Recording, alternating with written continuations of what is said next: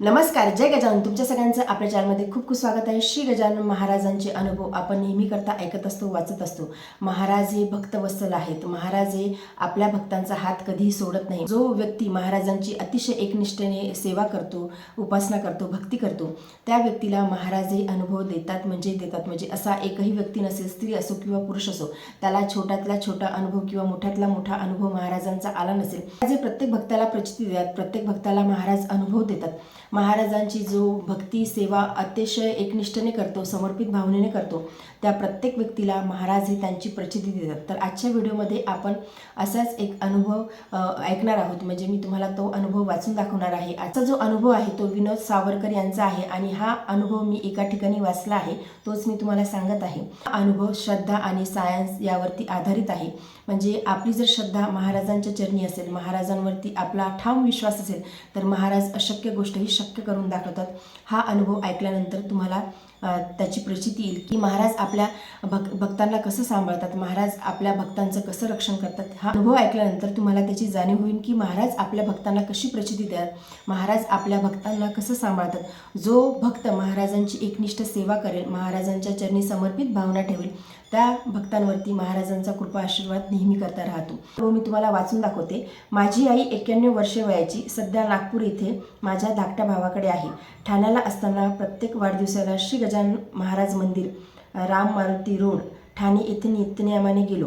25 वर्ष पूजा प्रार्थना करून वयाप्रमाणे 1 रुपया प्रत्येक वर्षी असे महाराजांना अर्पण करत असे.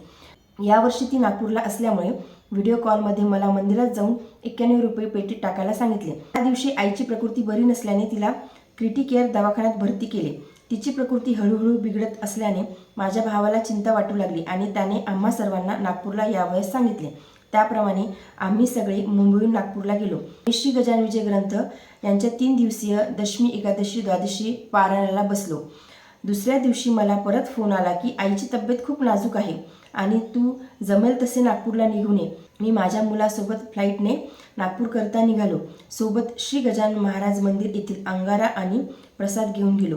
आईची तब्येत सिरियस होती आणि तिची वाचा दृष्टी गेलेली होती. मी गेल्यावर तिला अंगारा लावला आणि भावाच्या घरी निघून गेलो आणि महाराजांना प्रार्थना करीत बसलो. दुसऱ्या दिवशी आईची तब्येत सुधारायला लागली आणि दवाखान्यात डॉक्टरांना डिस्चार्ज द्यायला सांगितले. त्यांच्या मते तिला कॅन्सर आहे असे त्यांनी निदान केले, पण आम्ही टेस्ट करिता आग्रह धरला. रिपोर्ट आल्यानंतर असे कळले की तिला कॅन्सर वगैरे काही नाही. आता ती दिवसेंदिवस बरी होत आहे आणि तिला सगळं काही आठवायला लागलं आहे. ही सगळी श्री गजानन महाराजांची कृपा आहे. त्यांनी तिला मरणाच्या दारातून परत आणलं आहे. तर हा होता आजचा अनुभव. हा अनुभव मी तुम्हाला यासाठी वाचून दाखवला, म्हणजे हा अनुभव मी एका ठिकाणी वाचला आहे, पेपरवरतीच तो आला आहे. म्हणजे मे बी ते मासिक असावं श्री गजानन महाराजांचं, यामध्ये तो अनुभव प्रसिद्ध झाला असेल. हा अनुभव मला असं वाटलं की मी तुमच्यासोबत शेअर करू. हा अनुभव मी माझ्या पोस्टमध्ये देखील टाकेन, तो देखील तुम्ही वाचून घ्या. आणि हा अनुभव सांगण्याचं हेच कारण आहे की महाराजांची आपण जास्तीत जास्त भक्ती करायला हवी. हे कलियुग आहे आणि कलियुगामध्ये एकही व्यक्ती असा नसेल की तो समाधानी आहे किंवा त्याला काही प्रॉब्लेम नाही. परंतु आपण जर का महाराजांची भक्ती सेवा केली तर आपले जे काही प्रॉब्लेम आहेत ते महाराज सर्व काही सॉल्व करतात. आपण महाराजांच्या चरणी समर्पित भक्ती केली तर महाराज आपले सगळे काही प्रॉब्लेम आहेत ते स्वतः सॉल्व करतात, आपल्याला स्वतः मार्ग दाखवतात आणि प्रत्येक अडचणीच्या वेळेस महाराज हे आपल्या सोबत उभे असतात. त्यामुळे महाराजांची एकनिष्ठ भक्ती करा. तुम्ही पारायण करण्याचा जास्तीत जास्त प्रयत्न करा. म्हणजे जे पारायण करू शकत नाही त्यांनी 52चं तरी वाचन करावं, स्तोत्राचं तरी वाचन करावं आणि ज्यांना जमेल त्यांनी आवर्जून पारायण करावं. गजानन विजय ग्रंथ जो व्यक्ती रोज वाचतो त्याला कधी कशाची कमतरता पडत नाही. म्हणजे महाराज त्याला कशाची कमतरता पडूच देत नाही.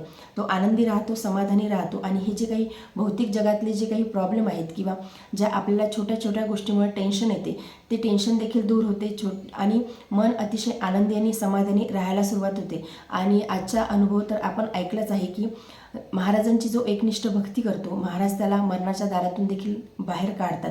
तर हा होता आजचा अनुभव आणि या अनुभवामध्ये हे सांगितलं आहे की त्या ज्या आजी होत्या त्या वयाप्रमाणे 1-1 रुपया महाराजांच्या पेटीमध्ये दान करायच्या. तर 91 वर्षाच्या असताना त्यांनी 91 रुपये दान करायला सांगितले पेटीमध्ये. आणि त्या 91 वर्षाचा असताना सुद्धा महाराजांनी त्यांची प्रकृती स्थिर केली, त्यांना व्यवस्थित केलं.